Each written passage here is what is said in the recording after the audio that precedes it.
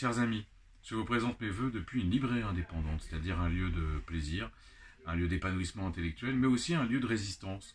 Résistance à l'uniformité culturelle, résistance à la société publicitaire, résistance au parasitage ambiant de l'essentiel par l'accessoire. Car oui, trop souvent, l'essentiel est occulté par l'accessoire. On en a encore eu un exemple cette semaine où des polémiques aussi vaines que stériles nous empêchent de nous concentrer sur ce qui compte vraiment.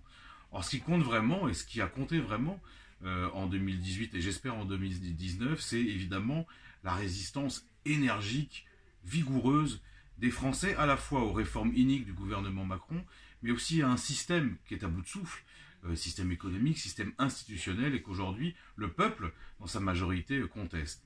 Ce qui est essentiel aussi, c'est l'écho rencontré par le message des Gilets jaunes dans la population, qui voit bien que se jouent aujourd'hui des questions aussi importantes que l'égalité sociale, l'égalité fiscale, le renouvellement de la démocratie.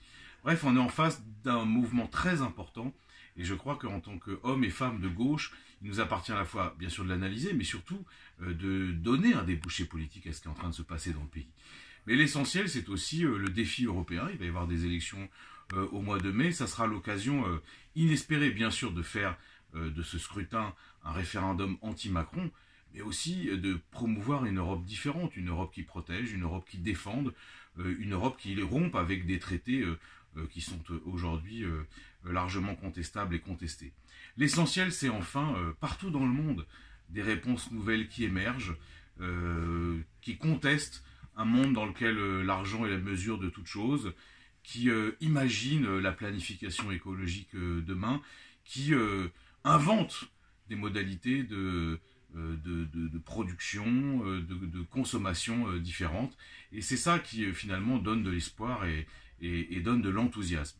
Alors à vous toutes et tous, pour 2019, je souhaite évidemment la santé, le succès, des moments heureux, mais je souhaite surtout des luttes, des combats collectifs, parce que l'idée que nous nous faisons de la société et du monde mérite qu'on se batte inlassablement.